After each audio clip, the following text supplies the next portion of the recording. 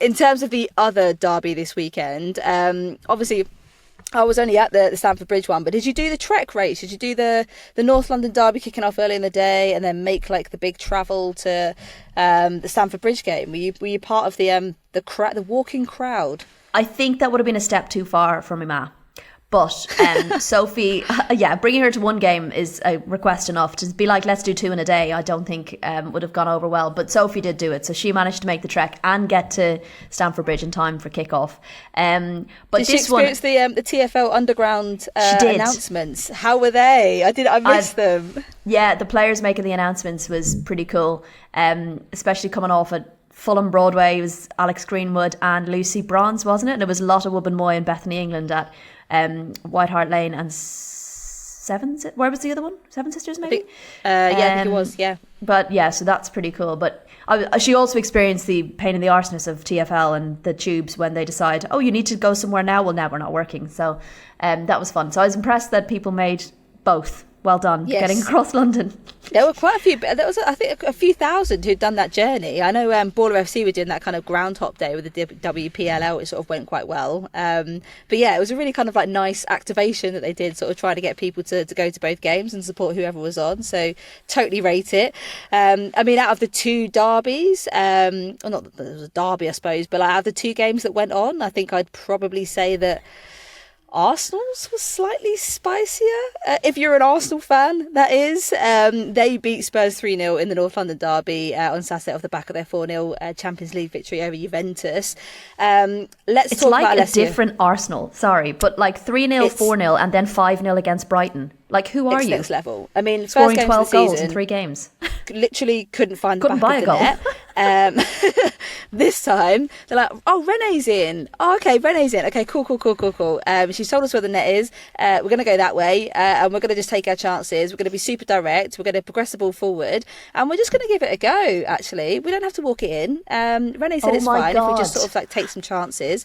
And what come off the back of that? Alessia Russo, 63 seconds into the game, not the start that Spurs wanted. This was Arsenal's second fastest goal in history after Jordan Nobbs' 28-second strike against Liverpool in October 2004, 10 years ago. Wow. Yeah. I will say, though, that last week Spurs conceded in the 24th second, so this is an improvement.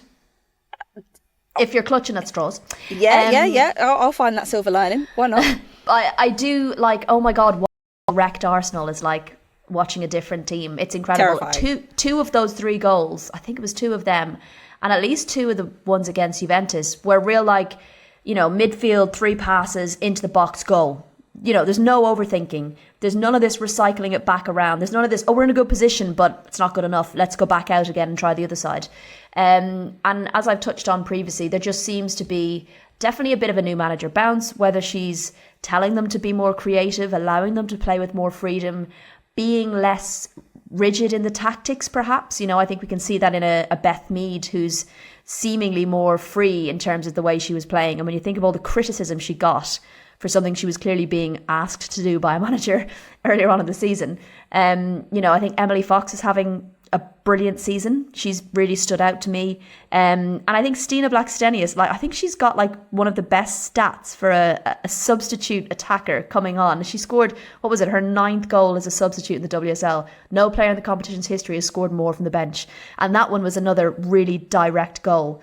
So yeah, I think I do have to say, question Robert Villaham and his tactics at times. He did it against Manchester City where he changed things a little bit. He put Molly Bartrip up in midfield. He messed with his midfield pair, his defensive pairing against Man City. It didn't work.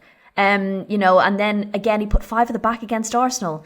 Like, last season we really praised him for the trust in his process. He had a way and he wanted to stick to that way. And then to see him tinkering with his team against 2 top sides like that, it just didn't really work for them. So that surprised me. And don't get me started. If Sophie hears me mention Bethany England taking corners, she'll lose her rag again. She was texting me in all caps going, why is Bethany England taking the corners for Spurs? She is such a potent attacker. She's one of their most instinctive number 9s and she's taking the corners for Spurs. So just some little things like that, right? You've got to ask him, why is he changing things? for Sophie to text in capital letters tells me there is something seriously, gravely wrong, because 100%. Sophie's one of the calmest human beings that I know. She can imagine. So for her to get agitated like that, I can only imagine the frustration that was being vented through her phone. I mean, and rightly so. So Spurs have conceded 5 times inside the first 15 minutes so far this season, the most of any team. It just feels super, super disappointing. I really feel like Robert was on the cusp of something special, and not that he didn't achieve something special last season, but like 5 losses already out of 8 games, and they're games that, I mean, some of them you probably expect to pick up points, but like when you look at kind of, I don't know, some of the stats around them at the moment. So for this game, they had 3 shots in total, 39% possession, which isn't awful, but like to only have 3 shots is just ridiculous. Like for where they have been, I just feel like that's a really, it just feels like a massive step back to me. Do you think that part of it could be bringing in new players and trying to get them adjusted to his style?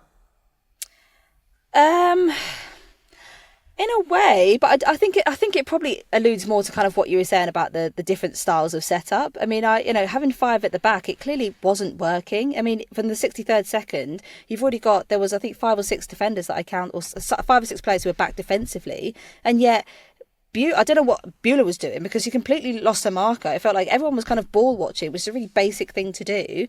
And then it was the switch off for me from the first minute that's more of a kind of mentality thing. That's not kind of like, no matter who's been brought in to do what job, like you should be knowing your role at this stage. I mean, this is not the start of the season. We're now 8 games in. For a team they've conceded 21 goals, more than any other club in the league so far.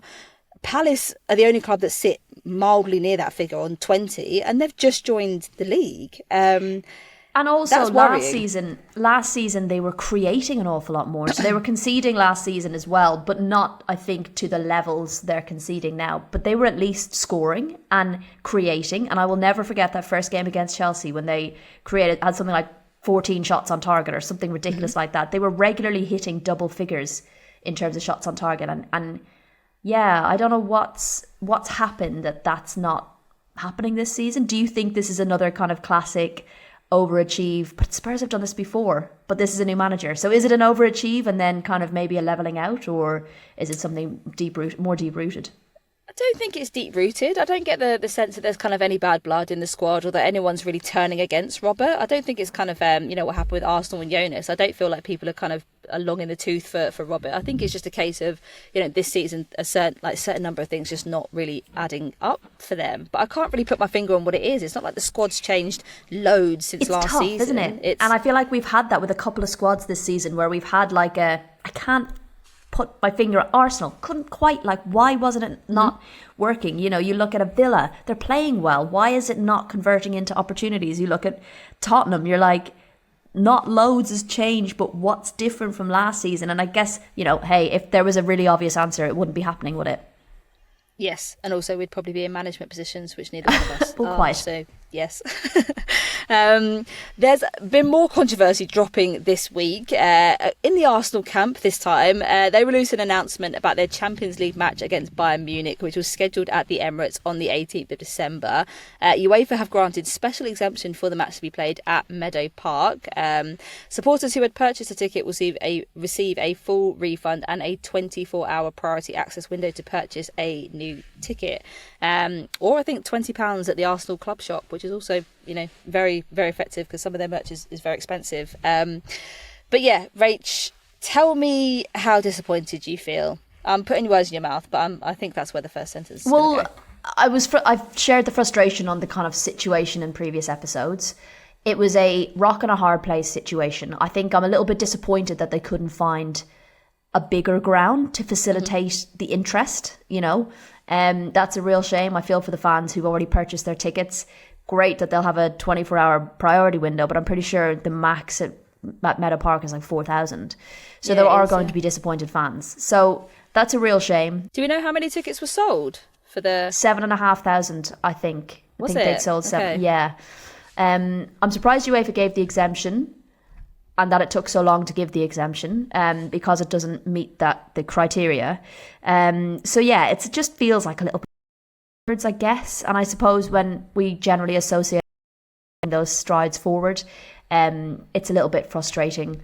And yeah, I guess I'd maybe hope for a bigger ground, but then on the flip side, you could say, well, it is home technically, and they still get that sort of home advantage, and it will feel like a bit of a fortress because hopefully it will be packed.